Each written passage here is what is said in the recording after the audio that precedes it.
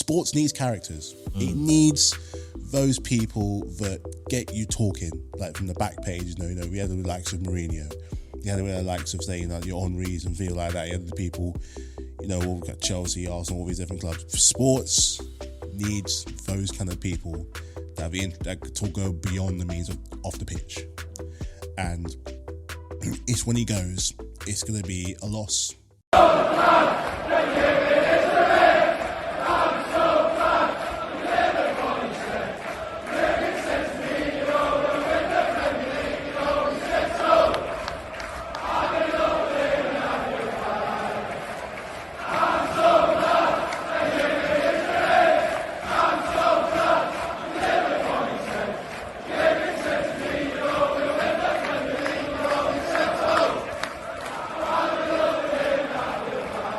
It's our 100th episode, and we thought we were going to be having fun, celebrating all that's been happening in football, talking about our clubs, our love for our clubs, the history, all of that good stuff. But something really important has come up, and it's caused us to take the time now to pause and reflect on all they have done in their time in charge at one great club. And I'm talking, of course, about Jurgen Klopp and the shock decision which he announced last week about his intentions to leave Liverpool at the end of this season. Seismic news. We've had the reaction from the managers, but we're going to share our thoughts on Jurgen Klopp, his legacy at Liverpool, and what's likely to happen next. This is episode 100 of One Kick from Glory, and we've got all the guys here today. We've got Craig, we've got Matthew, yes, and we've got Markus joining us as well. Hey. This is going to be fun, exciting, and a little bit emotional, but we're going to start off right at the beginning in relation to last week and the reactions and news. I'm going to start with you, Markus. Like, when that notification came through, in the good old days, we used to have CFAX and teletext, but obviously we get the little dings on our phones now from X, formerly known as Twitter. But when you got the news, Mark, that Jurgen was stepping away, how did you feel? Honestly, when it first came through, man, I was going through all sorts of stages of grief. Like, first stage of grief, denial, came through when I was at work, and my boss was like, hey, have you seen this? And I was like, nah, it's a joke. It's not real. It's not true. I don't believe it. He goes, but it's on someone's TV on Sky Sports News. I'm like, they're fabricating it. They're making it up. Like, it's not happening. Like, they've stuck something over their TV. I don't believe you.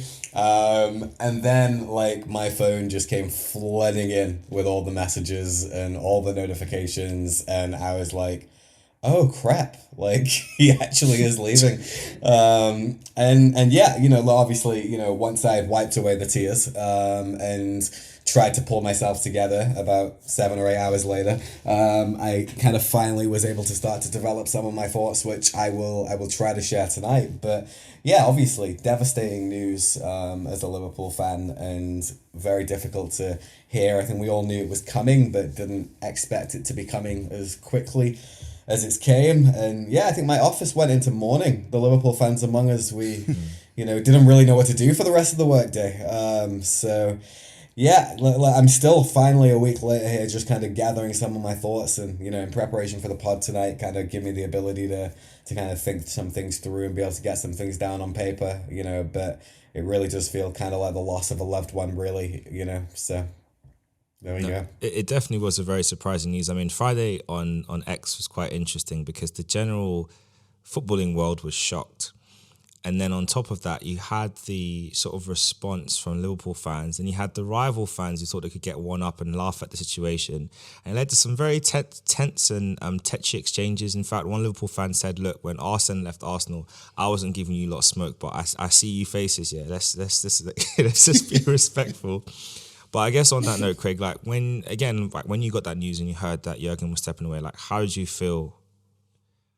It was a massive shock because he's been there for 9 years. He's done an amazing job, more than that, it's an exceptional job at Liverpool. Transformed the club from not winning any trophies for a long time, won the Premier League after 30 years, was the big one for them. Obviously, they won the Champions League, but I think winning the league was the biggest one because over 38 games, and they never won the league since 1990. So for him to do that and break that record was a good thing. He was unlucky a couple of seasons as well. He could have won 3 or 4 titles. Only for that great Man City team. One season they went 98 points. Any other season they win the league at that point point advantage. He rebuilt the squad three or four times. Got the squad that he first started with. He had Sturridge, he had Lovren, he had Nene. So he kind of changed it over the years. He got better players. He bought Van Dijk. He bought the Alissons of this world, the Mo Salahs. He had the Sadio Manes. He had some good players. He had Firmino as well. He had who else? Henderson. So and then in the summer he rebuilt the squad again. It's his fourth squad now. He brought in like Gavin Birch. He brought in Sabosloy. He brought in McAllister. So he brought in some good players. He even gave Trent an opportunity in the first team as well. People don't realise how good he did working with Trent, academy player, and he's done well with a lot of his academy players that come through this season as well, like Bradley. So he's brought in some good young players coming through. So I think he's done a great job. I think Liverpool definitely miss him when he's gone. They'll definitely miss him. Yeah. No, I agree on that note. And I guess for you, Matthew, as a guy who's gone through many a manager over the last few years, obviously hearing someone stepping away is not the biggest surprise for you. I think sometimes with Chelsea, it's more like the manager's still here. That's the surprise why they've gone. But looking across and knowing what Jurgen Klopp's done at Liverpool, how much of a rivalry he's had with Chelsea over the years as well, like how big has this news been for you?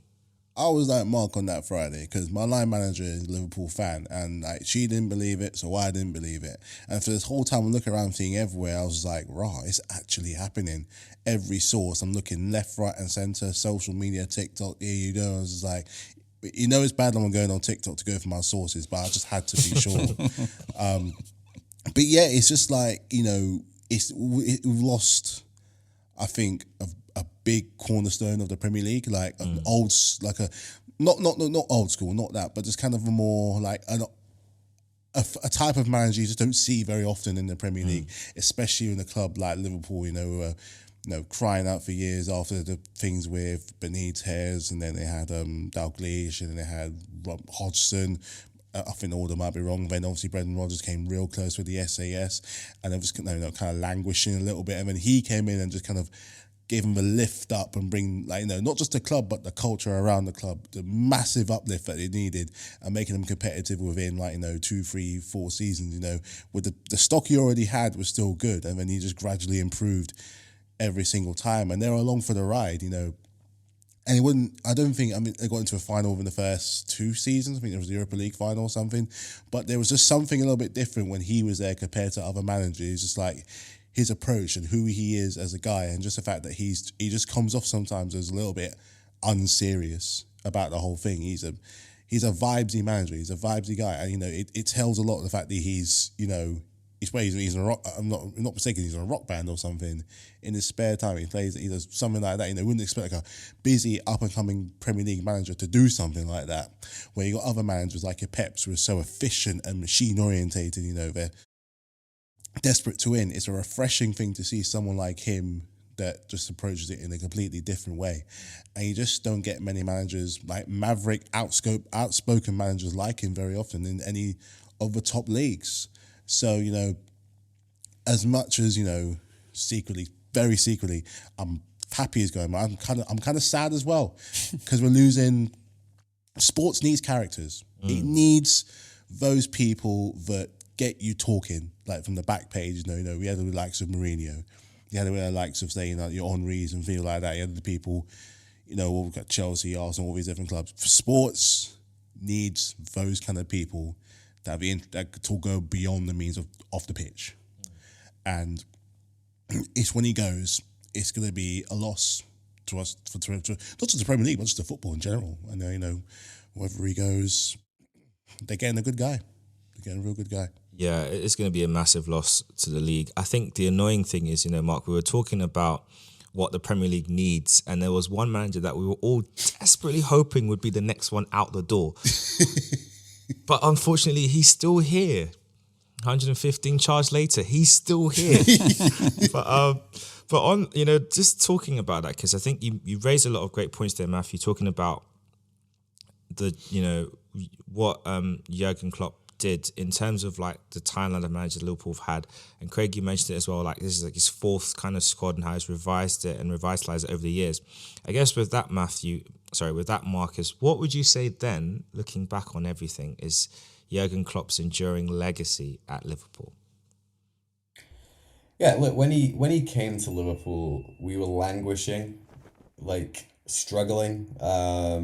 Had to put up with, you know, a couple of years of that man who talked about having great character all the time. You know, King Brandon, who, you know, with all due respect, Brendan Rodgers, you know, kind of had that youthful enthusiasm about him, and you saw that in the year with Suarez, Sterling, Sturridge, and, you know, when we finished second in the league, and it was all almost too youthful and too enthusiastic that Mourinho came in and tore him apart, you know, in the, you know, the tactics arena on that day of Steven Gerrard famously slipping, and cost us the title. And you know, I remember, you know, just willing him out of the door every week. And it finally happened after that draw in the Merseyside derby with Everton, and Jurgen Klopp came in 9 days later. And, you know, the buzz around the city, you've not quite seen anything like it. Like, you know, everybody was so excited, you know, the press conference, you know, they asked him what was his message to fans, and he said, you know, you need to turn from doubters to believers. Well, 9 years later, I'm a believer, fair play. Like, you know, this guy has taken Liverpool on a journey back to the big boy table and sat them back where they belong and said, hey, we are one of the biggest clubs in the world, and this is where we deserve to be. This is what we need to do. This is the level that we need to compete at. We need to be throwing out title challenges. We need to be getting to Champions League finals. We need to be winning domestic trophies, you know, and he's won every trophy available to him apart from the Europa League in his first season, in which he lost in the final. So I think his legacy at Liverpool goes way beyond football, and the fact that he's been given the keys to the city, and, you know, he is a legend in the city outside of football. But I think his legacy in football terms at Liverpool is he is the best manager Liverpool have had since Shankly and Paisley, and Shankly and Paisley have brought so much success to Liverpool. You see them on all the flags, you see them on all the scarves, you see them everywhere. They are Liverpool's poster managers, and everyone has tried to kind of pitch their way towards that along the way. And Liverpool have a soft spot for Houllier, and he won the, you know, the Mickey Mouse treble back in 2001. And, you know, Rafa won the Champions League in his first season, you know, after being 3-0 down to Milan at halftime, and will always be remembered in that chain. But Jurgen Klopp is the best Liverpool manager of the modern generation, and he's going to be some big shoes to fill. There's going to be some massive shoes to fill. And definitely a man who is comfortably in Liverpool folklore as a legend, unlike boring Brendan, who will never be forgotten, but also never remembered either. Think about it. But I guess on that note for you, Craig, when you think about Liverpool as a team, you know, this is a club that's got a massive history, both like past days and also present days. And you think about like how much Sir Alex Ferguson fought and wrestled to try and get that total titles number and put Man United back on top. That's look at your club now. That's the price you pay for that. But when you think about what Klopp has done at Liverpool, considering what he's been up against in the absolute machine of Guardiola and Man City, like, how impressed are you with him, and where do you kind of think we'll look back, and or even now as we reflect on his time at Liverpool, where do you think we're going to place him in terms of things? I mean, ranking of manager? Not necessarily ranking, but like, what would you say is like the thing that you look back on and think, okay, that's what I remember Klopp for at Liverpool? I remember one game against Everton. It was 0-0 in the 90th minute, and Pickford made an error, and then Origi scored a header. That was a game-changing moment in that game. And I remember the Champions League final against Tottenham. Tottenham was 0-0, and then they scored the first goal in the first couple of minutes of the game. And then Origi came off the bench and scored the goals that killed the game. And there's a couple of games. There's a game against United, the 7-0 last season at Anfield, when nobody thought that it would be 7-0 game, but Liverpool actually destroyed Man United at Anfield. And Anfield is a hard place to go to, by the way, because Arsenal fans will know, like last season when we went there and drew 2-2 with them, That was one of the best games. Even Jurgen Klopp said that was one of the best games he ever played against Arsenal. And the one at the Emirates, he said, was the best game. The 3-2 defeat last season when they lost at Emirates. So it was the hardest game he ever played as a manager. I think what his legacy will be, he knows how to get the best out of players that are not being given a chance at other clubs or being discarded. Mo Salah, for example. Chelsea didn't think he was good enough. He went to Roma, went to Fiorentina. He made Klopp took a gamble on him, and it worked, and it paid off. Same with Mane. It was at Southampton. Not a lot of clubs were looking at him. Man United put a bid in for him, but he went to Liverpool and did the business. Same with Alisson as well. Alisson was at Roma. Nobody else put a bid in for him, and then he put a bid in for him. Same with Van Dijk. A lot of clubs were looking at Van Dijk as well. But Liverpool the ones who put the 85 million on the table and to take this, and he went to Liverpool. And the rest is history. Same with players like Robertson. Robertson, for example. Robertson was at Hull. Everyone got to remember Robertson was at Hull. Not one of the best teams in the league, but it was in the Championship. And Klopp gambled on him, and he paid off. I could go on and on and on about players he bought from lower leagues, and he bought who's that guy, the midfielder? Played for Fulham. He used to play for Fulham. Harvey Elliott. He bought Harvey Elliott from Fulham, and look what he's doing in the first team. Curtis Jones. He bought a lot of like fringe players. He bought Jota as well from Wolves, on the business. Darwin Núñez, Cody Gakpo. I love how you snuck Nunes in there, you know. Núñez will become good at Liverpool. He's scoring goals for fun now, so second season he's getting more used to, getting more confidence. He's getting there. He's getting there. He's getting out of that Haaland shadow. Yeah. Who else? He's bought some good players. Luis Diaz has been a good player from Porto. Yeah. Played against him in Champions League. Done well against Liverpool. Got the move in the January window.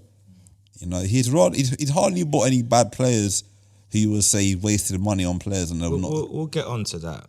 Well, most of the players he's bought for Liverpool. One or two. There's a couple. One or two. Well, some of the players he bought for most of the players I've named there, they've been successes at Liverpool so far. The ones that he didn't do well with, we'll talk about later. But other from that, I think if to rank him as one of the best managers at Liverpool in a modern era, I think one of the best. He's up there with like Shankly and Paisley, as Markus said. I think he's better than the other managers Liverpool had before, and he's done a great job competing against Man City as well. The great Man City juggernaut. He would have had more titles if Guardiola wasn't in the Premier League. That's a fact. Well, if the Premier League can figure out, the timeline to get some of those charges actioned, maybe he might have a couple more. Just saying. No pressure, but some of us. Anyway, patience is running thin. But I guess on that note, Matthew, what's a memory of Jurgen that sticks strong in the mind for you from the many encounters at Chelsea? With Chelsea, well, there was that time when, I think the first time we played, the season we won the league, when Jordan Henderson scored that looping goal from all the way out and all the way in. That was a bit of an embarrassment. Luckily, we won the league in that season. There was the 2-2 when they went 2 ahead and then we came 2 back. Scrappy game, but a really good game. There seemed to be, I think, the Liverpool-Chelsea games with Klopp, sometimes they float under the radar, particularly with the Arsenal games and the United games. We have had some saucy games, and even though they don't necessarily go in our favour, it's a good kind of matchup against, consistent managers like likes of Sarri, with Conte, with Tuchel, not with Lampard, and with even with Poch in the first game of the season. It was a great opener for two teams that had a lot of point to prove after really poor seasons, either side. And coming up, there seems to be like an explosiveness that kind of sometimes comes out when we play. I mean, we had a couple of duds last year, ball draw 0-0s. I fell asleep. And then I woke up again, and again, when I finished, I was disappointed, so fell back asleep again. So I won't take that from their back to the legacy. So we've had some fun games. Weirdly enough, my favourite Liverpool games have nothing to do with Chelsea. They don't. 2 of my favourite games. One of the first ones in the Premier League was the one when they first played Juggernaut City in 2018 with the 3-1, and Salah just gets a goal up over Ederson's head, and there was just a madness, a frenzy that every time they got the ball, they bomb forward. No matter what, bomb forward. It's like they go work up for breakfast, bomb forward. Reverse a car, bomb forward. forward, every single time. Couldn't keep it eyes like tennis. And one of my other favourite games was when they went the second leg Champions League after Lord Messi scores the free kick of all free kicks. No one expected them to turn it around 4-0. And it wasn't so much the scoreline, it was the players that scored. It weren't no big timers. It was your fringes, like your dogs, like, you know, your hard workhorses. What is it? Origi. Was it? Did Wijnaldum score one as well? Yeah, Wijnaldum scored. They scored two. Well, yeah, it wasn't even no big time headline man. It was guys who knew what they had to do, and for the team though, like proper team fringe players. Clutch man, Origi, clutch man, turn it around. Great. It was, and the turnaround was just immense. You know, obviously, when I go on to win the Champions League. So those are two kind of memories in mind. But I think one of my favourite Chelsea's one was probably the one we had to start the season. Especially with like a case of redemption for both clubs, and genuinely one of the most even games that you're going to find in along many places. If either team, and we both agreed on this, if either team had taken the 3 points, would have been like, that's fair. But it was a great game, absolutely fantastic game, you know, and you know, I'm going to miss having those encounters, you know, that kind of just utter explosiveness sometimes. So, no, man, good times, man, good times. Before I get into the next part, which is a really nice question, I think, especially for Mark to reflect upon, I got to throw this at both of you. Actually, everyone's got to answer this question. I'm going to start with you, Matthew, then work around. So, Go on then. Brendan Rodgers bottling the league, or Frank Lampard's entire time at Chelsea as manager, which one was worse? It's got to be King Brendan, innit? Because they had a chance to win it though. When he was there, they had a chance. They were this close. They were that close. And then, you know, Agent Gerrard did his thing. Didn't help us exactly, but still. So it was just because, I think it's going to be that, because for the time being, they were saying, for the first time in 20 odd years, they're going to do it. And then, as bad as Lampard was, he had no money to spend really, and most of the time, did anything of him. Well, no, I certainly didn't. So sorry, Mark, King Brendan. Right. To be Brendan Rodgers, but it wasn't the Chelsea game that cost them. It was the Crystal Palace game. No, everyone forgets about that Crystal Palace, that 3-3 draw. Everyone forget. If they'd beaten Crystal Palace that night, they go on to win the league. 100% they win the league. I think after that game, their confidence was gone, and then they went to the Chelsea game in emotions. Yeah, because they were chasing the Crystal Palace game. They didn't need to. No, they were 3-0 up. They were just chasing more goals. Yeah, yeah. And then the other game, the Man City game, they beat Man City at home when Coutinho scored that screamer. So they could have won the league that season. So I'd have to say Brendan Rodgers. Mark, for you, Rodgers or Lampard? Yeah, definitely Rodgers. Full house. The thing about it though is, you know, if Brendan Rodgers was the first man to bring a Premier League title to Liverpool, it would have been quite devastating, wouldn't it? Let's be honest. Like, at the time, we were so desperate for it. Like, I was devastated when we didn't win that title. But, you know, now we're looking at it, you know, 10 years, 11 years later, I'm like, you know, I'm so glad that man didn't win the Premier League title. So yeah, no, like, I think obviously, you know, Frank Lampard is still trying to figure out what his career after football is, and you know, I think we all see that every single day. And you know, I have a real soft spot for Frank Lampard. I think he's such an interesting character, and every time I hear him speak or do a podcast, I'm like, man, I like this guy. He really makes it seem like he knows what he's talking about. But it's clearly not translated, you know, into his management in any way, shape, or form. So, you know, good luck to him. Good luck to him in his next job. No, indeed. Good luck, Frank. I hope you do find something soon. Obviously, there's a vacancy Chelsea coming job. up in Anfield, but you're not eligible, so don't bother applying. But you never know. You know, maybe if things don't work out. There's also Barcelona. You could go there. I've heard they're looking for a legend to come in and fix them, and you know, you broke Chelsea, so they're already broken. So I feel like it's a match made in heaven, really. But on that note, I guess for you, Mark, when you look at Jurgen, you know, there's been so many, as Craig said, he had the 98-point season. So many amazing highlights. For you, what was his best season, and what was your favourite match as a fan? Yeah, look, I think his best season was the 2018-2019 season. we finished second in the league with 97 points, third highest point total in Premier League history, and then went on and won the Champions League. And there's a couple of things about that season that were quite stand out. Obviously Man City was exceptional, and fair play to them for getting across the line. But, just from a Liverpool perspective, Alisson kept 21 clean sheets in the league. Sadio Mane and Mo Salah was joint top goal scorer with Aubameyang, with 22 goals. We went 20 games unbeaten that season in the league, which is 6 more games than Manchester City went unbeaten. And we only lost 1 game in the entire season. Man City lost a handful, but they drew less than us. And the most incredible stat for me across that period was there was a point where in Premier League games Liverpool had won 103 out of 105 points. Wow.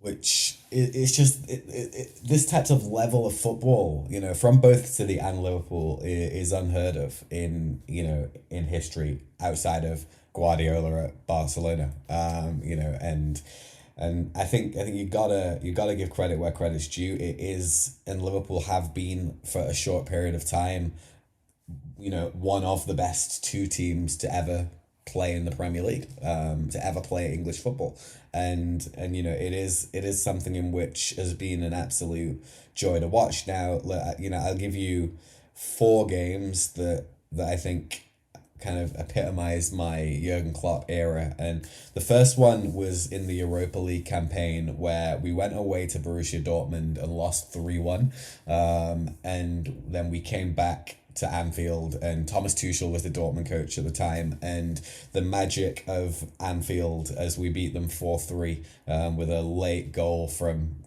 Dejan Lovren, the god that is, to take us through to the next round of the Europa League. And it just epitomised Anfield, it epitomised Klopp, it kind of epitomised that attacking, aggressive football. Even when you've lost the first leg 3-1, you're like, right, well, yeah, so what? Like, we got this. That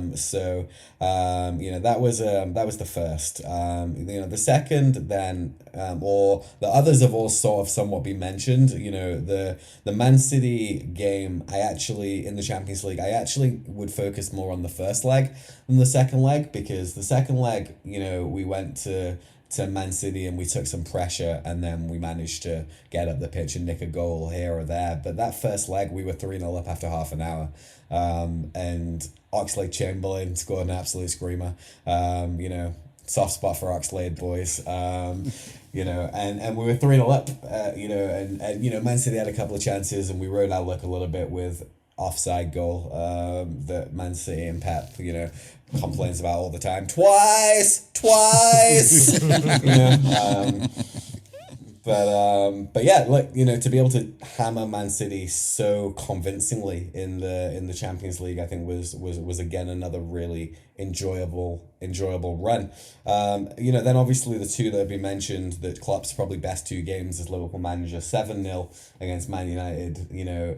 Look, imagine beating Tottenham 7-0. Well, that's it. Like, enough said for both of you guys, right? Like, you put 7 past Tottenham, like, it's just that you make them into a laughing stock, and it's just a joy to behold. Like, and Bobby's last season for Liverpool, nice to see him score that 7th and go off dancing in the corner, and just to dominate Man United so convincingly, being like, we are the big boys in town. You're just little Man United. You're the second best team in Manchester, might even be the third best after Salford.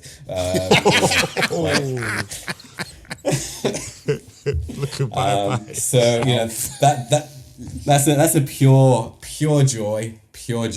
But then obviously the greatest game of Jurgen Klopp's tenure, and the game that nobody will ever forget, is, as Matthew so rightly said, going to Barcelona, being 3-0 down. And I remember leaving that game being quite angry, like being like, how are we 3-0 down in this game? Like, we hit the post, we hit the bar, Barcelona got a lucky deflected goal that bounced to Messi, off the defender, and he tapped it into an open net. And then the greatest free kick I may have ever seen. And we're 3-0 down. And you're just looking at that game, and I remember the big moment where the ball went through and Ousmane Dembele was through in the 94th minute and missed an absolute sitter.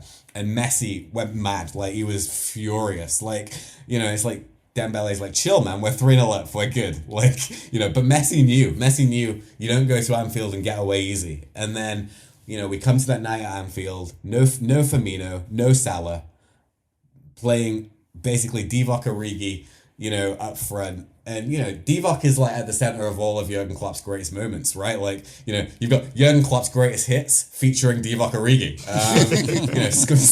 Scored twice on that night. Like, the ingenuity from Trent on that corner was different level. Like, and, you turn around, the comeback to beat Barcelona, the mighty Barcelona, with the greatest player on the planet, 4-0 at Anfield with time to spare. Like, absolutely unbelievable. So yeah, greatest game. And there are so many more I could have spoken about. The Norwich game where Klopp broke his glasses. Like, there's so many moments in the 9 years. But yeah, there's a few. He has definitely been a man that's provided many joyful moments. And I feel like the company 7-Up missed a trick, because they should have sponsored your tour training equipment this past summer. I feel like it was a free advertising opportunity to just get to do, because the memes were brutal, but wonderful. So, maybe they might do a repeat this season, because where our Ten Hag's going, it's not impossible. But I guess on that, you've mentioned a lot of players that have done really well, like Divock Origi. We've obviously heard about the Salahs, Trent with his amazing, in general, his set piece ability, his ability to kind of control and dictate games and just do things on a level where Gareth Southgate figure it out. I mean, we've said it on this podcast on numerous occasions, but when you have great players, you just make it work. Real Madrid, when they signed Beckham, I love watching that in the documentary, they talked about their team and their starting 11. It's like, well, Figo plays on the right. And Beckham's like, but I'm a right winger. And Figo's just laughing like, my guy, you're not bench. Just put him in central midfield. They made it work. So, Gareth, just find a spot for him. You can drop Maguire if needs be. We can play 3 at the back and have Trent in the free role, just kind of, just a completely free role where you can start off at right back and drift into midfield if he wants to. But on that note, I'll start with you, Craig. Who's the best player that Jurgen Klopp has developed? Ooh, that's only one. I'll give you 2. It's really harder now. I think Salah and Trent. Salah and Trent. Matthew, best 2. I only need one. Okay. That's Trent. Mark, who are the best 2 players that Jurgen has developed? Yeah, Salah and Trent. Full house. Unanimous. Yeah, I mean, I think it just goes without showing. I mean, Mo Salah was, and I think I've seen some clips of his days when he was at Basel, but he's always had the potential to be a really good player. That's the reason why Chelsea signed him in the first place. But the transformation from the stuff he was doing at Fiorentina and Roma, like, he was scoring great goals, but the level of consistency that he's been doing at Liverpool, even when Salah's having a poor season relative to his own standards, is better than some players' lifetime best season. No, a couple of years ago, everyone said, "Oh, Salah's having a poor season. He's having." And I'm looking, and then you like, really? We go and check the numbers, and like, but Salah he was behind Harry Kane in the league, and this is meant to be his worst season. Like, are we okay? No, you're right. Everybody was like, Marcus Rashford's having the best season on the planet last season. Yeah. And Mo Salah had 10 more goals and assists than him, like, across all competitions. Facts. And everybody's like, Salah's been rubbish this year. Like, I'm sorry, what? Like, what does he have to do? Like, he has to get 40 goals and assists a season just to get average based on his current standard. Like that, the man's at a different level. Like, it's crazy. Different levels. Bacon Rashford. But Liverpool in a transitional season last season, let's be fair, they sold Sane, Mane left. So they were kind of transitioning for him to rebuild the squad in the summer. This summer gone. So obviously Salah her numbers were still good. I mean, I think last season became a transitional season. I don't think you went into it thinking it's a transitional year. I think you went into it believing with the players you'd brought in, that you would be, have a much stronger season. It's unfortunate you got injuries, and I think injuries then changed the outlook. It's like, okay, well, we've got Van Dijk out, he's coming in and out, Matip in and out, Salah is doing well, but then, Nunes was still adapting, not quite firing. Thiago was in and out.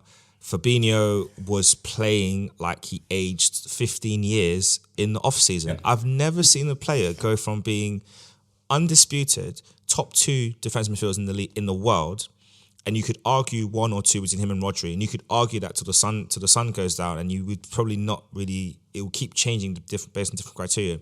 To go from that to being a player that Mohamed El Neni could get in ahead of him. That's how bad Fabinho was last season. Facts. That's how bad he was. Yeah. You have gone from Rodri to El Neni. No, don't get me wrong. El Neni, every now and again, he will score a wonder goal from outside the box, like he did this season. And he always does one good, great goal every now and again. But we all know he should not be playing for a top team. Respectfully, this is not his level. I like the guy. He's hardworking, does his bit, but there's a level. And Fabinho dropped himself to that level. And now he's off in Saudi making money and not even doing much out there. So a lot of things changed for Klopp. And I know also in the summer there was the conversation about whether he would even stay on. Because I think he was thinking about leaving back then. And I think his wife made him change his mind and stay. So that was nice. But he really it just wasn't a great season. And he did a great job because you still managed to get back into Europe. So it just goes to show you did something that some teams to my right still can't figure out. Even when you're having a poor time, just do your bare minimum. Just get in the European spots and figure the rest out in the summer. So I think that was really good. But when we say all of that, like we know there's been some incredible players he's worked with. He's done some good stuff. Last year was very tough. He had to move on players that he probably didn't.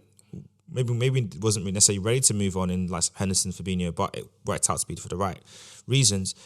But for every great signing, there's always the counter side. For every Mo Salah, you get a flop. So Mark, give us a couple of names that you think are some flops that Jurgen has unfortunately been, not necessarily that he's like signed them, because I know you have a whole recruitment team, but players that have been brought in during Jurgen's era that should never have been signed to Liverpool.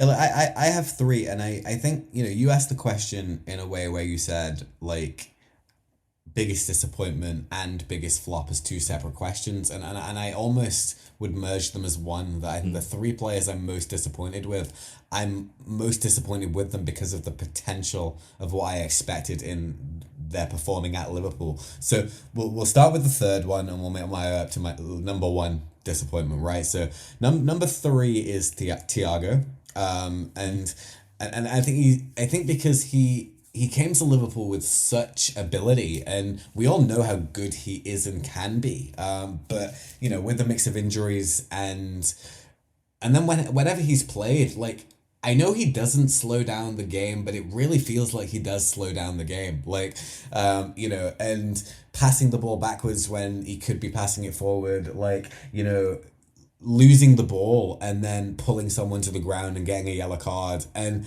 I'm like, this is a man who spent like literally 9 years and didn't give the ball away once in Bayern Munich. And I remember one time watching him give the ball away 3 times in 30 seconds against Chelsea. And I was like, what just happened? Like, literally, what did you do? Like, how have you gone from not giving the ball away in your entire career to giving the ball away 3 times in 30 seconds? Like, so I think Thiago I find frustrating because he really could and should have been everything that Liverpool needed in midfield, and he just wasn't. So that's number 3. Number 2 is again a little harsh, I think, maybe, but I think what he's producing now is evidence of the potential that was there, and that's Dominic Solanke. I agree. I think Solanke came so cheap that at the end of the day, you can't really be too upset when he doesn't work out. But there was always a player in there. Like, you just think, there's a decent player in there, but like, when's that decent player going to come out and do something? Like, it's kind of like Darwin Núñez. I know, like, he doesn't have all the attributes and qualities of Darwin Núñez, but it's the same sort of frustration that you're like, if you get your crap together, you have the potential to be exceptional or very, very good. And he's proving that at Bournemouth. Like, he's at his level, but he's starting to bang in the goals. And I think that is fair play to him. He's found his feet. It took some time. I think he went 30 odd games without a goal at Bournemouth, but and Bournemouth were patient with him. But I think there's a player who you look at and think, if Liverpool signed him, in Klopp's peak, you'd have thought Klopp would have been able to bring the best out of Dominic Solanke. Obviously he was already at Liverpool when Klopp came, and then left, quite early into Klopp's tenure. But I think that that would be another one. But the main one is obvious, I think, to everyone involved, and should be, because Liverpool have always been looking for a Steven Gerrard replacement since Steven Gerrard left, and this man had the ballsy confidence to walk into the club and say he's going to take his number, and you're like, all right, Stevie, like, we're ready for you. And I remember being genuinely more excited when we signed Naby Keita than I was almost anyone. You think, my goodness, this guy is such a talent. Like, there's so much ability there. He was so good at Leipzig. He's going to come into Liverpool's midfield and he's going to absolutely dominate. And I don't remember a game in which he did. Like, I genuinely can't remember. Like, he had moments, like glimpses, like he'd score a good goal or he'd take the ball and he'd run past a couple of people and you'd be like, oh, that's what he can do. Like, but, never had any more consistency than about a 7-minute spell in a 90-minute game 3 times the season. So I think he's the biggest flop for the amount of money spent, for the expectation. In my opinion, he would be number one. Wow. Craig, any players that you would add to that list, or do those players tally up with you? There's one winger that Liverpool bought and they sold him to Bournemouth. I can't remember his name. There's a winger. It was at Liverpool and they brought him to he went to Bournemouth. He's not playing now anyway. I think he's Jordan Ibe? Jordan Ibe. Yeah. He was a baller. He was a baller. Honestly, he was that good. And he didn't do well at Liverpool and they got rid of him. He had potential. He was very good. The centre back he bought, Nat Phillips. I thought that was a bit of a disappointing signing. I thought he would have done well. I feel like when Nat Phillips, Rob Holding, I think Nat Phillips has done better for Liverpool than Rob Holding has for Arsenal, to be fair. I mean, Holding's won the FA Cups though, to be fair. He did cost us a league. And, who else? What was I say? Karius. Karius was a bad signing for Liverpool. Karius. I thought Markus was going to say Karius. No, it's Carrot.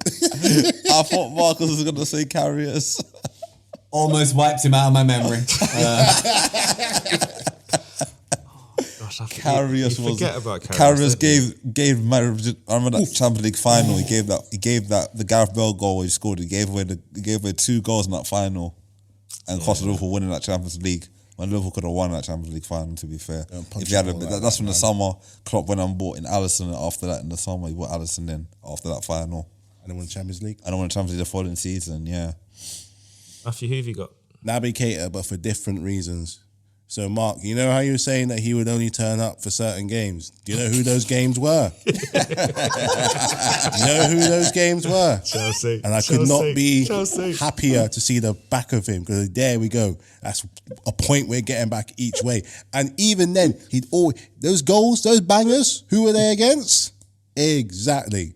I couldn't be happier to see a man go. It was like, you're good riddance. I'm sick of the sight of you. I remember one game, it was 5-3, and he tore us apart, man. He tore us apart. If it weren't for Giroud, it would be a cricket score, man. Giroud always used to have to give Van Dijk a bit of trouble, but nah, man. He'd only ever turn up for 2 games a year, and it happened to be Chelsea every single time. So when he went, But yeah, everything he said was right. He should have done more than the time he was there. But yeah, I don't miss him at all. Yeah, I think if I'm going to name 2 players, I think one I'm going to name is, it may be a bit harsh on, well, actually, no, I'm going to got 3 players. First one, Alex Oxlade-Chamberlain. I'm sorry, but for I was thinking that. Making that move from Arsenal to Liverpool, the whole point of it was that you're going to play more games, establish yourself as a central midfielder, and kick on from there. And I'm sorry, but like, as much as you might have had good moments at Liverpool, your best moments at Liverpool do not eclipse your best moments at Arsenal. So for me, as a player, I don't think he developed.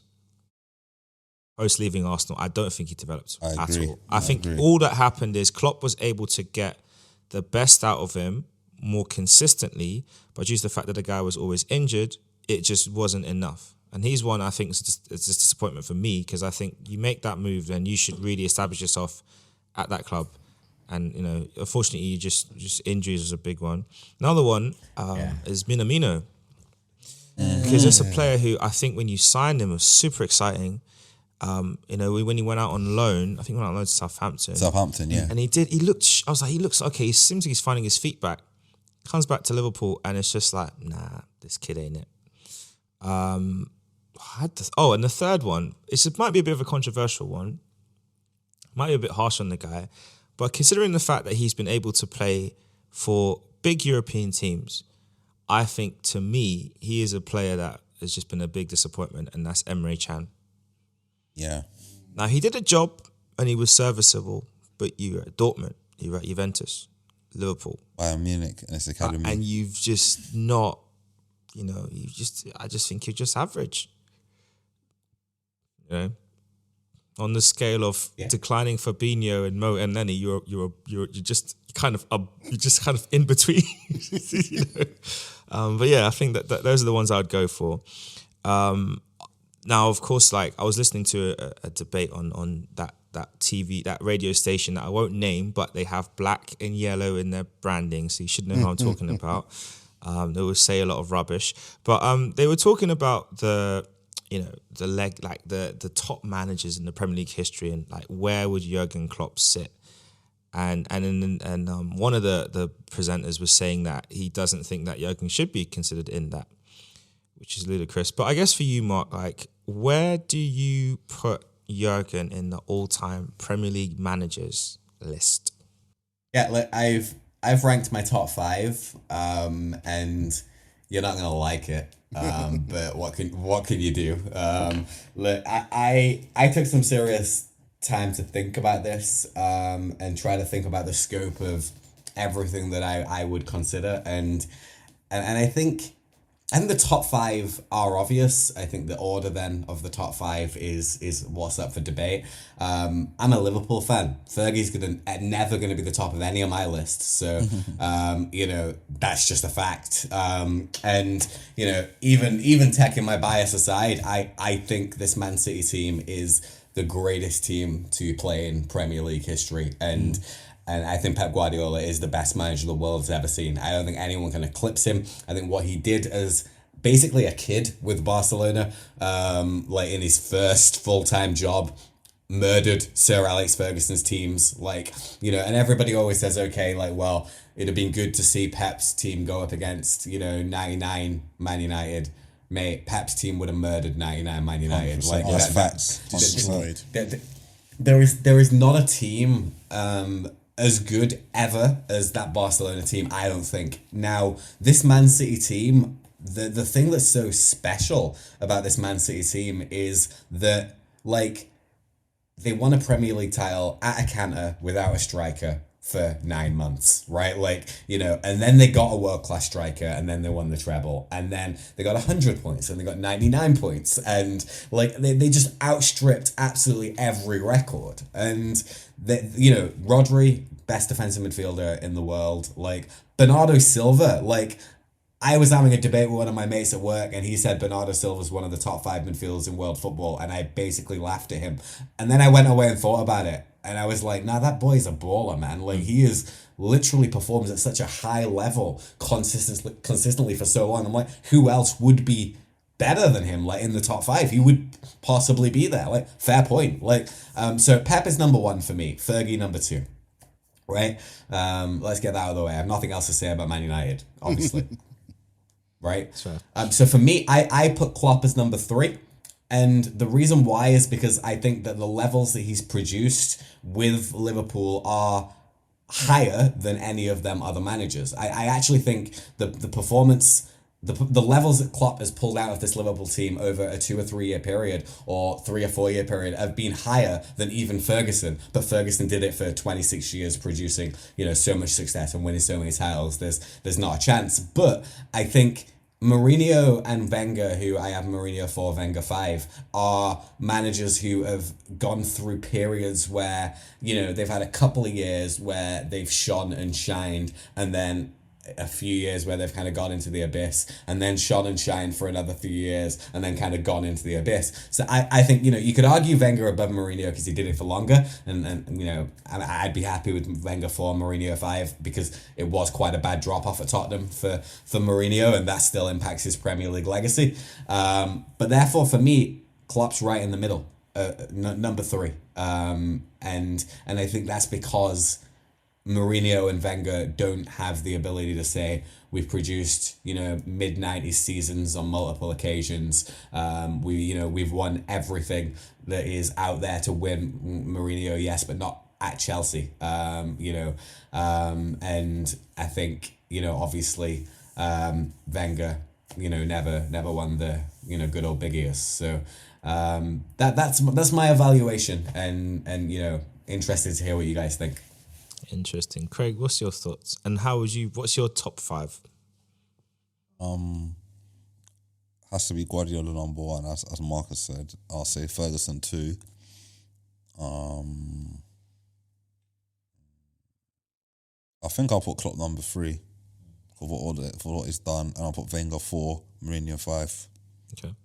The reason I'll put Wenger ahead of Mourinho, as Markus said, Wenger was more consistent over a 20-year period at Arsenal, and he got us to the Champions League every season on a small budget as well. During the Emirates era, we didn't have a lot of money to spend. Mourinho had an open checkbook at Chelsea twice, 2 spells. So, and the thing with Mourinho's a 3-year manager. Wenger was never a 3-year manager. After 3 years, Mourinho kind of goes into the absurdity where he doesn't do well. He just struggles. Wenger always knew how to do well in adversity. He always has to sell his best players, always know how to rebuild. He rebuilt at Arsenal maybe 10 or 11 squads during this time at the club. So I have to give it to Wenger at number 4, yeah. Matthew? I think the original order he had was correct. I think it's a case of you don't just put it down to trophies, you bring it down to what the people did to the areas around them. Like Pep Guardiola has drastically changed Man City in the last 10 years, let alone in the last 5 years. Relentless Fergie and all that time, that he was the one that coined their hair dry treatment, had all those big egos in the squad, and he dominated all of them. With someone and with Klopp, he's come in, he hasn't had as long, but he's changed the culture. He's had a whole different approach. His personality is different from any of the others within that top 5. With Wenger, you've got the professor, you've got the sophistication. With Mourinho, you've got the wind-up merchant, you've got the character, you've got the cartoon villain. With Fergie, you've got a wield of an iron fist. And with Pep, you've just got the machine, you've got the tactician.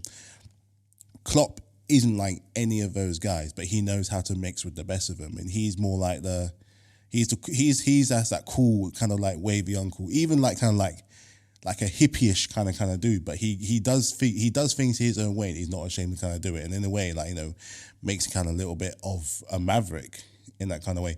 I think that top 5, I think the Wenger Mourinho thing is always going to be the one that's going to be up for the most debate, but it kind of depends on how you look back at their legacies, So with Wenger, and I think the gap's a lot closer than we think it is. And I think with Wenger is, as long as he was there, you always wonder what he could have done if he just pushed that little bit more for certain things. At the times, he said over 07, 08, should have won the Premier League then. You could argue 15, 16, should have won the Premier League then. When Klopp first came in, and, countless others, I might be wrong about how many others he could have won, but with what he did, with what he managed, with the bare minimum that he was provided, you can't say he didn't do well. Whereas, Jose Mourinho is like future, chaos, come gone, ain't staying for this. Where someone like a Wenger's more like a Russell Wilson, the dependability sort of thing. But you have to have those those 5 in the top 5. And I reckon the top 2 are non-negotiable in that order. 3, 4, and 5 is a little bit more wiggle room, but me personally in that order, I'll say that's pretty fair.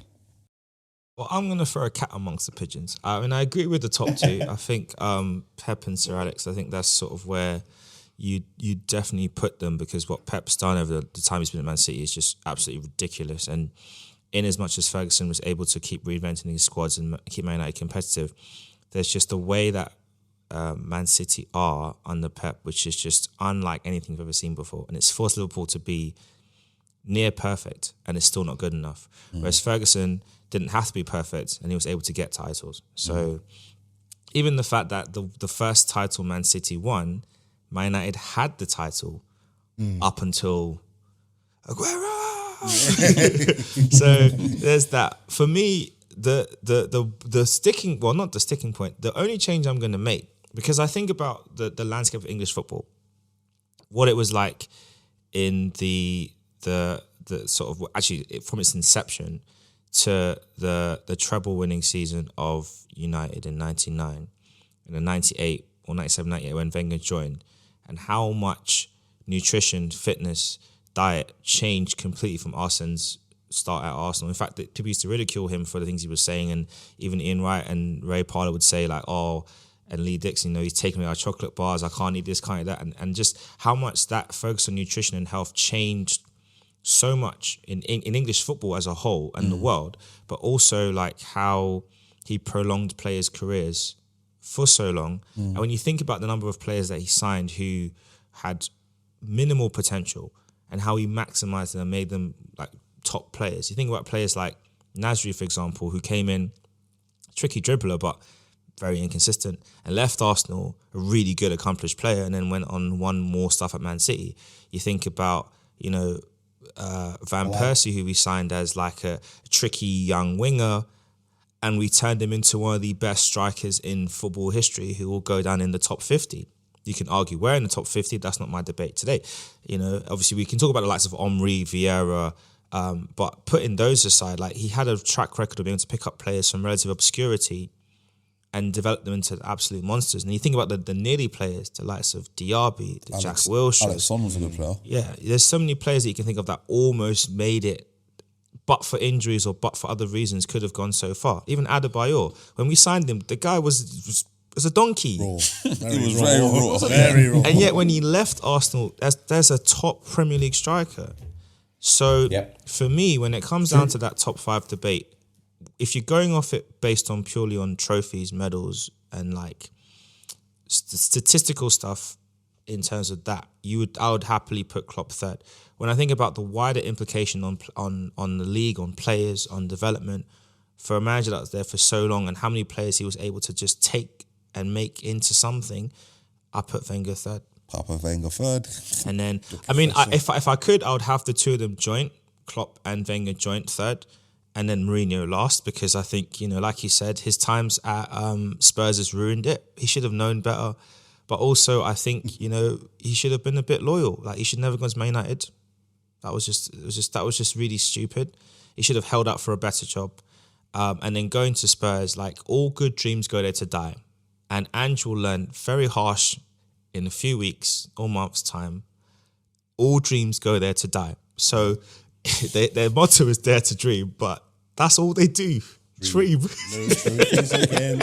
No trophies again. But yeah, I mean, I think we have been blessed in our lifetimes to have been able to see the shift in football from the almost like aggressive passion merchants early 90s to the introduction of the silken flare in the late 90s, early 2000s, into the Joga Bonito style football from the early 2000s through to 2008-9, into the what I will now call Klopp Pep ball, which is death by 1,000 cuts versus rock and roll football. And now we've got Arteta trying to do his own variation of death by 50 cuts, because we haven't quite got to 1,000. And then, and so it's just been fascinating to see how much the league has changed and football's changed. And we've been able to see great managers. You had the Wenger-Fergie rivalry, then you had the Wenger-Fergie-Mourinho rivalry, then it was the Mourinho-Fergie rivalry, then it was the Mourinho Klopp, then it was Klopp Pep because Mourinho just fell off a cliff. And then Conte popped in to try and make it a rivalry, but he didn't last very long. So, but yet Pep and Klopp and Pep and Klopp and Pep and Klopp. And even now, you've got potentially a three-way race between Pep, Klopp and Arteta, who's looking up like, that's the place I want to get to. And I'm knocking at the door, but until you bring home a big trophy, you're not having a seat. You're in the conversation, but the grown-ups are over there.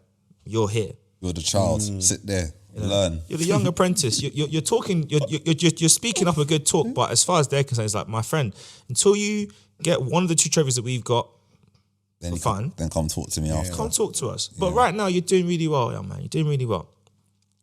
On that note, we are going to go on to the last two big points for this episode, special episode. So there's been a lot of talk about who could come in next. And obviously I mentioned Lampard jokingly. Obviously he is a free agent, but listen, Frank, don't even bother replying. Like, I'm rejecting you on Liverpool's behalf. But Mark, for you, looking at it realistically, and obviously I know that a long time ago, Gerrard would have been the dream scenario when he, was doing well in the youth academy, had a great run of it at Rangers, made the mistake of going to Aston Villa and having egg on his face, and now he's stuck in Saudi Arabia on a ridiculous Supermax contract. But who is your shout for the potential, looking at what the newspapers are saying, how would you rank those people in terms of what names have been suggested as Klopp's replacement? Yeah, look, this is an area, obviously, since Friday and, finding out the news, all sorts of things start to come out and, you're kind of looking and thinking about it. So I've basically gone to Sky Bet's list and there is 1, 2, 3, 4, 5, 6, 7, 8, 9, 10 managers on that list. So I thought, I'll present them. We can talk through these options. And then I have an 11th that isn't on the list who I would love to be the next Liverpool manager, who I think is a reasonable candidate and probably would come to Liverpool, but is nowhere in the conversation. So it's probably not going to happen. So that's kind of the approach. So I think the obvious starting point is where everything is, which, is, if Gerrard was the heir to the throne, 2.5 years ago, the new heir to the throne is Xabi Alonso. And I think, he is the overwhelming favourite for the Liverpool job at 2 to 5. And he has done an incredible job so far at Leverkusen. He came and took over them when they were in the relegation zone and moved them up the league and has not lost a game this season so far as Leverkusen sit top of the Bundesliga. And, the thing about Xabi Alonso, right, is, look, if he's going to be a flop at any point, which might be the case, we're still yet to know, he will do so while looking and being absolutely classy on every level, because Xabi Alonso is like a don, right? Like, played for Real Madrid, played for Bayern Munich, played for Liverpool, won everything with Spain. As a footballer is exceptional, right? When he speaks, he's eloquent, he understands the game, he is knowledgeable, he speaks in about 50 million different languages. Like, the guy is like so intelligent. And the question was always, would all of that translate into being anywhere near a half decent football manager? And he sits top of the Bundesliga with Bayer Leverkusen, a team who don't have a star. Like, there's no superstar in that team. Bayer Leverkusen are not like at a point where there's one player that's carrying them. They have a handful of players that are contributing. Their fullbacks have got 5 goals and 6 assists this season, or there, above. Their centre forward, Boniface, is scoring a fair few goals. Wirtz is looking very, very, very tricky behind the striker. But they have a lot of players that are contributing. They're a team. They really are a team build. And I think Xabi Alonso is the overwhelming favourite. So I'd be interested in hearing on what you guys think about potentially Xabi Alonso being the next Liverpool manager. A few? He's strong. I mean, he's in a league where at the moment he's leading. He's not lost a game, like Mark said. And, you have to remember the fact that, without a big star, he's ahead of a team that does have a very big star, and then for the first few months was doing nothing but score for absolute fun. That's in Bayern Munich. I mean, to be ahead of a team like that with a Harry Kane in scintillating form, and you're still at the competitive right end of the Bundesliga, and hopefully breaking that duck of being a team not being Bayern Munich winning a Bundesliga, he has to say that he's doing something right, because that team's doing what all good teams that are going for a trophy are for. They're all mucking in. It's not just coming from a one-trick pony. There's literal threat from every single part of the pitch. Bit like what you were doing from last year. You had goals coming from everywhere. You were blowing teams away left, right and centre. The first 5-10 minutes, you had 2-3, how many goals? I mean, I'm not keeping up with the Bundesliga massively, but that's what that's the kind of trajectory I'm getting, is that they're all mucking in, and they're just trying to get their way into the end of the season. Because what you don't want is them to drop off so hard that they're first after all this time, after all this hard work, to then drop off to be like, say, second or third with a massive deficit. But you can't argue with the legacy of Simon at Liverpool. He was there when they won the Champions League. I think he's won pretty much everything. He's won at most clubs. And at Spain, you're talking a guy with accolades and someone who commands respect and you're going to listen to. And that pretty much any other, if you were going to name a club and you could have him in the midfield, you're going to say yes. There is no real of a downside right now for him not to go, nor be a candidate at least. So, Xabi Alonso is definitely one on my list, definitely. Well, Craig answers, what's really interesting about this coming season? Kingsley Coman has won a trophy in every season of his career to date. Harry Kane has not won a trophy in any season of his career to date. One of those records will be broken this season. And so far, it's not looking good for Kingsley Coman. But Craig, who's your shout? What do you think about that shout about Xabi Alonso? I rate Xabi Alonso as a very good player. Arsenal could have got him when he was at Liverpool. Before he went to Madrid. I think Arsenal, Wenger was looking at him. I've always rated him as a great player. He had a great partnership with Steven Gerrard at midfield when they won the Champions League, and in 2005 that was a great midfield. I think Benitez made a big mistake letting him go, trying to get him Gareth Barry at the time. I was a bit like, I don't think so. No disrespect to Gareth Barry, but Alonso was just levels. One of the top 10, top 5 Premier League midfielders of that time. I think he's a good coach. I think he's a great coach. He's getting better out of Xhaka this season in Bayer Leverkusen. He's got good players like Frimpong. He's got Wirtz as well, good midfield player, German midfield player. I think they got a good team. I think they're definitely going to win the league this season. I think the Bayern monopoly of them winning every year is going to end this season. I agree. I think it definitely is gonna collapse. But I do back Xabi Alonso for that job. I think he's definitely one that will be a good candidate. Who else is on the list that they've got? Yeah, look, I think the thing about Alonso, just quickly, is that he does something that none of the other managers on that list do, which is you're replacing a manager who has won the city, right? Like, you won the heart of the city, and it's going to be hard to replace a manager that has had such success and won the heart of the city. Now, Xabi Alonso is already a Liverpool legend. Like, we absolutely love that man. He understands the club. He understands the culture. He's gone and, gone on to great things. And I think as Craig said, I think a lot of Liverpool fans felt like he was hard done by being pushed out of the club at the time that he left. And obviously what he went on to achieve in his career is evidence of, the fact that Gareth Barry ended up at, Everton, for a while. And then at the same time as Xabi Alonso playing in a Madrid midfield of Modric and Kroos, right? Like, I think that tells you all you need to know about that. But like, he would already win the hearts of the fans right away, and there'd be a level of patience with him, which I think would probably be needed. So that is one thing that I think goes in Xabi Alonso's favour. Right, to the rest of the list, I'm going to split these next few into two sections, and I'm going to let you pick the one that you find the most interesting, and each of you can talk about one of them. So second, 6-1 is Roberto De Zerbi. Also linked with a Barcelona job after Xavi announced he was leaving Barcelona the day after Jurgen Klopp. Clearly got some inspiration, Third on the list is Pep Linders, Jurgen Klopp's assistant manager, who has announced he's leaving the club as well and is going to be starting his management career. Fourth, he's 8-1, 12-1. Julian Nagelsmann, who is currently the German national head coach until the end of the Euros. And then fifth, in this first section, is Tottenham's own Ange Postecoglou. I'll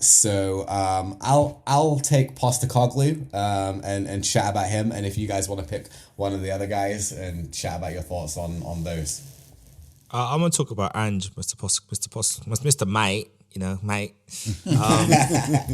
I think the good thing with him is that looking at what he has done at Tottenham, giving them a bit of credit now, he does seem to have galvanised a dressing room that lost their record goal scorer, their former captain, and also obviously Lloris as well, the captain, and it seemed to got them playing relatively well.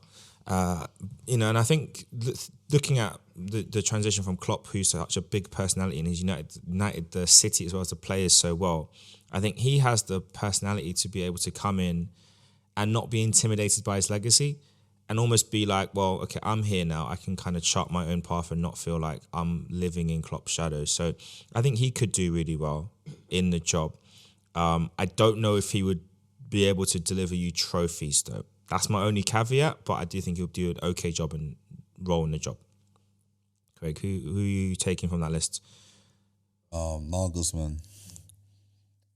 Nagelsmann, he done well. He did okay at Bayern. Did well. I think it was at Leipzig, wasn't he? It was at Leipzig. Yeah. I think he done well at Leipzig. Then he got the big move to Bayern. Didn't work. He won the league at Bayern, and then it didn't work out. Didn't win the Champions League, and he got sacked. There's also the ethical stuff Yeah. off the pitch which got in the way. I feel like he's not the right. I don't think he's the right fit for Liverpool right now in his career. He's too young. I think he needs to go and manage again at a club, gain more experience and more knowledge, and try and win some trophies. Maybe in the future, further down the line, in maybe 5-10 years or so, maybe you can get a big job like a Liverpool job, I would say. Matthew, who are you discussing and what's your thoughts on them? I'm going to go with De Zerbi. I think he's done a fantastic job at Brighton. He's outspoken in the way that's different to Jurgen Klopp. He doesn't seem to be the kind of guy that gets too caught up in the whole midst and the drama of the football. I think he's a very focused, very pragmatic kind of guy, and he plays a good brand of football. Again, like Ange, I don't know how many trophies he would bring, but I do think the standard of football would be very, very good. I think you'd go through that era where it's like just saucy football, where like a bit how what you were when with Wenger after like a couple of years at the Emirates, where it was just entertainment, pure and utter entertainment. And he has shown that he can progress in a cup somehow. He got to this FA Cup semi-final last year, and they're still very much in the Europa Conference or somewhere this year. So he does know domestic type competitions, and he also does know European competitions. So I think it's not a stupid shout at all to go for De Zerbi. All right. Yeah, look, I think Postecoglou is a really interesting shout. I think if he hadn't have already gone to Tottenham, because I'm not sure he will leave Tottenham after 1 year for the Liverpool job, and partly because I also think that the only way that would happen is if Liverpool threw all their eggs in the basket and said, look, you're our number one target, and I don't think that's going to happen. But I think he is a big character, as you said, Clive. I think he would fit the bill well as a big character in replacing Jurgen Klopp. And out of all of them ones on the list, outside of Xabi Alonso, in that first half, he's the one I would be most interested in. It still baffles me that Julian Nagelsmann's only 36 years old. Like, I don't know how that guy is still only, literally 5 years older than me, which is baffling to me, for what he's done in his career. So I think it will work out for Nagelsmann eventually. And I think whoever is the club that takes that risk on him when he's figured all his, coming into training on a wheelie, wheelies, shoes, and all that jazz. When he's figured all that stuff out and kind of matures into the manager that he wants to become, I think there will be a club that will it will click and they will really benefit. And I don't know if that will beat Liverpool. I don't know if it will come too soon, as you said, Craig. Right. Look, on to the next five, the last five on the Sky Bet, odds, and then I'll talk about the one man who I would give the Liverpool job to in a heartbeat. So 14-1, we have Amorim from Sporting Lisbon.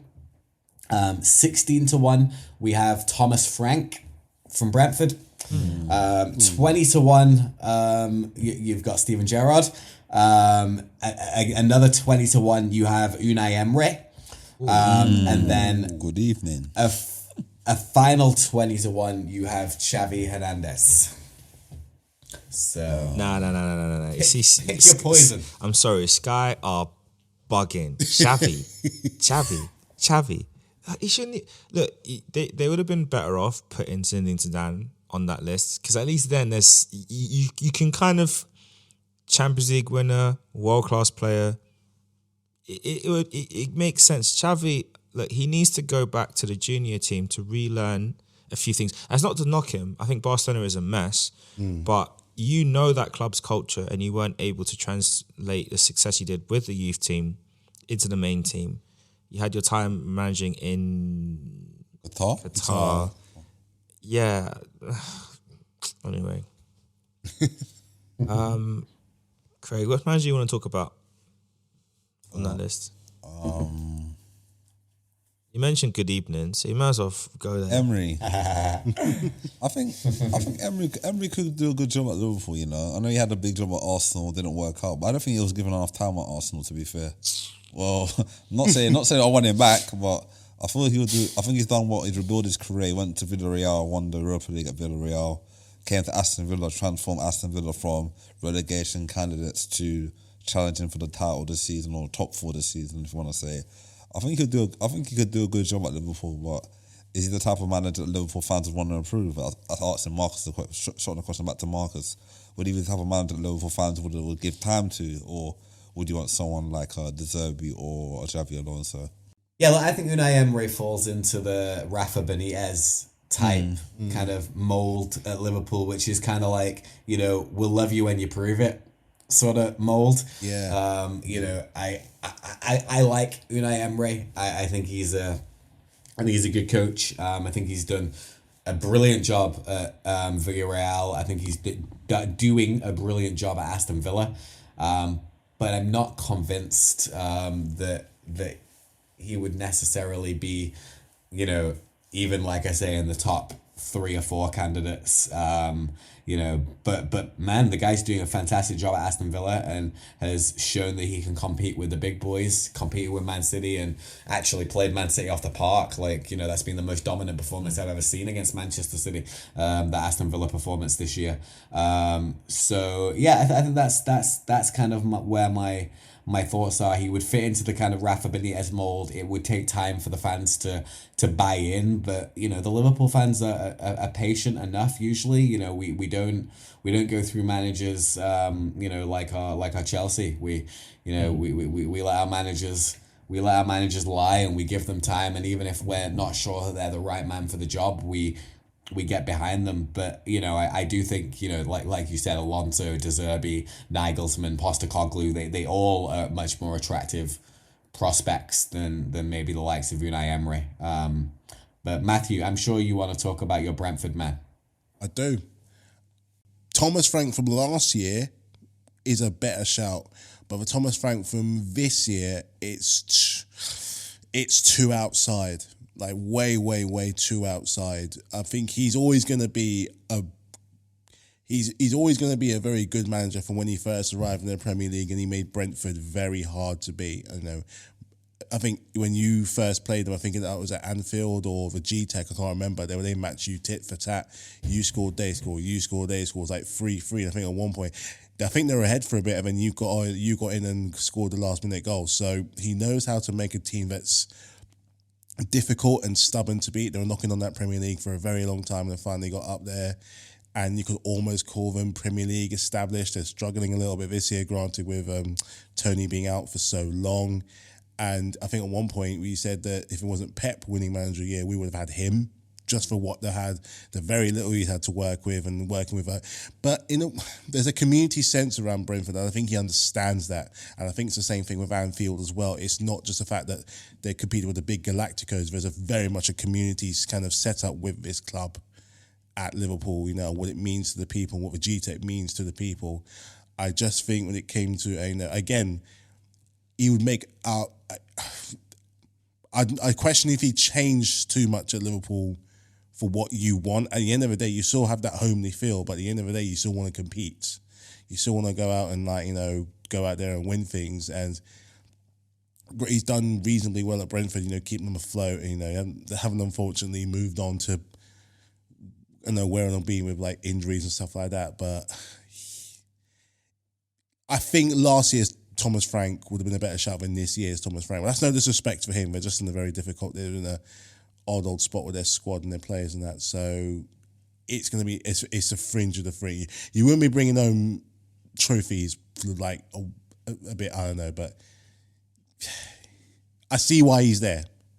I get why. I get why he is there. I 100% get that. And I think that if he were to go to another club, it would be somewhere else in like the Premier League. I mean, maybe like a Crystal Palace or something. I think he'd do wonders there. So, yeah, very fringe, very, very fringe kind of choice.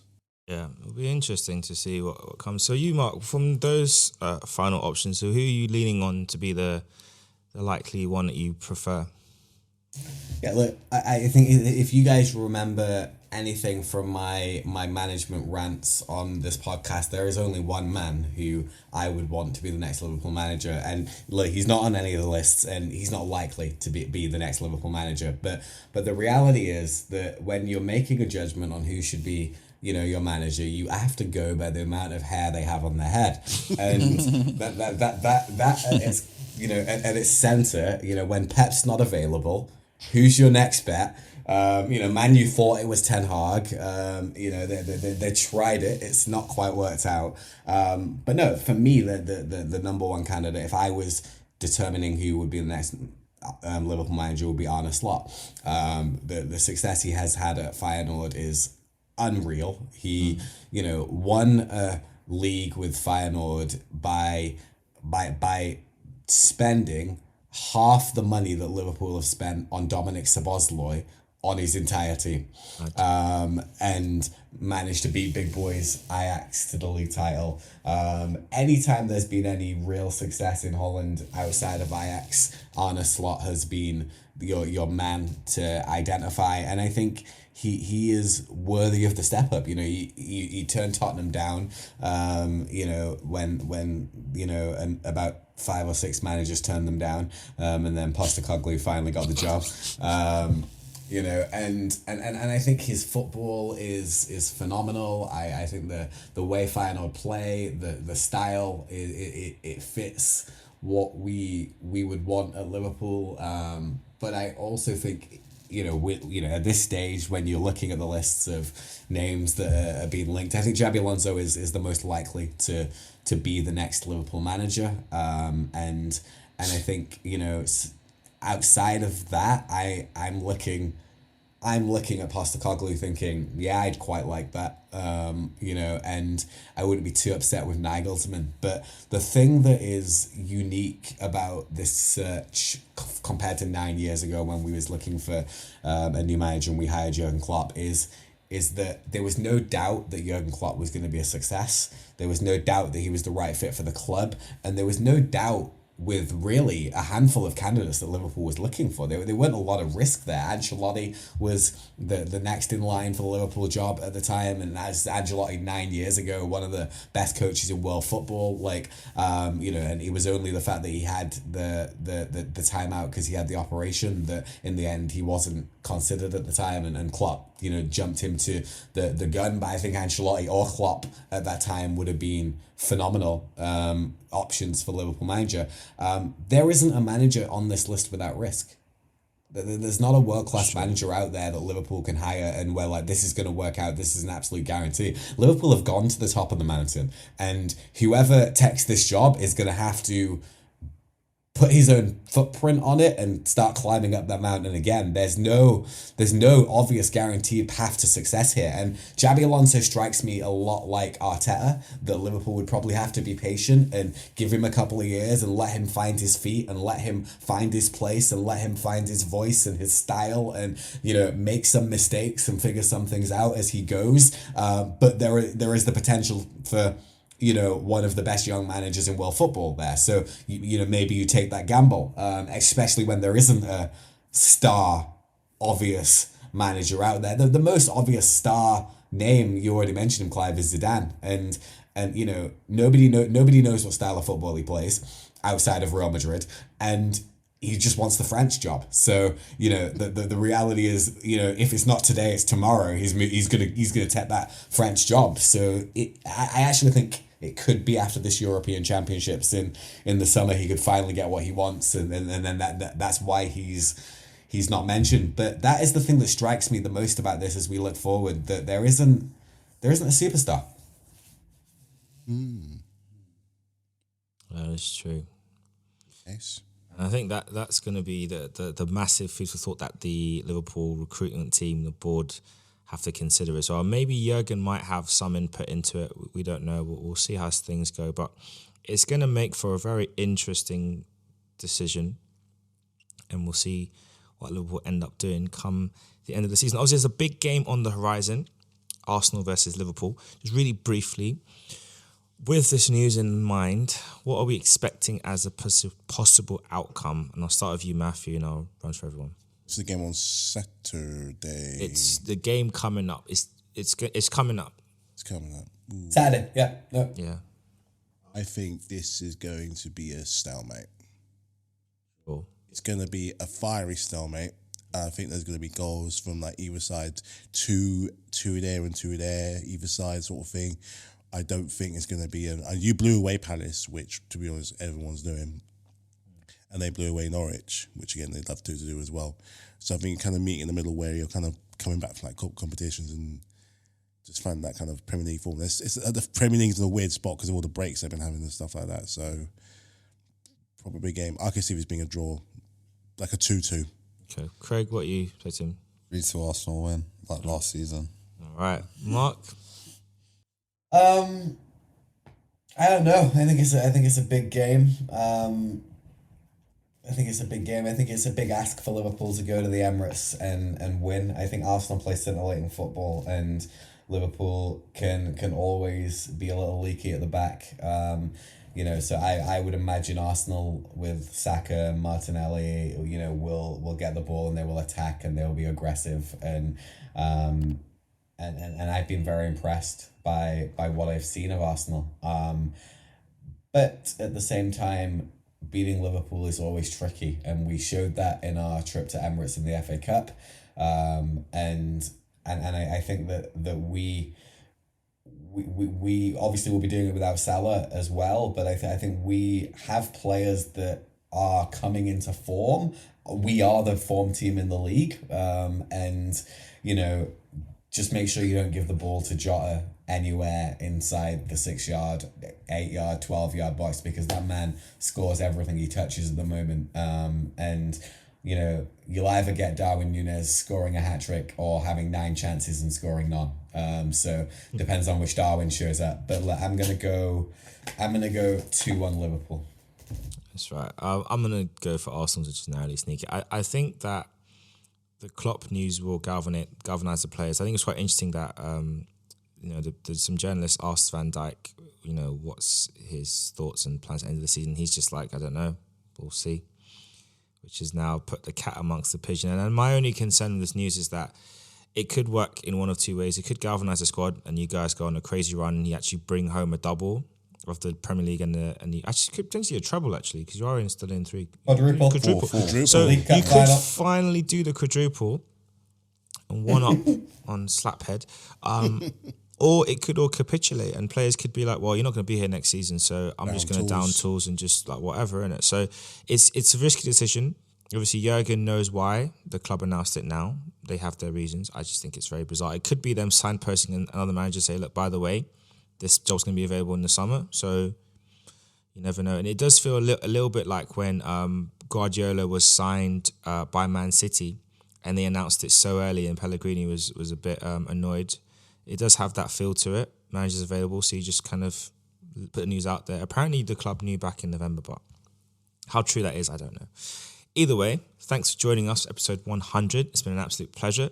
Looking forward to bringing you another 100 more, and we'll see what happens at the rest of the season as Klopp goes on his farewell tour at the Emirates. Guys, look, we're not doing no guards of honour. Save that for the summer. Be professional. Peace out. Peace. Peace.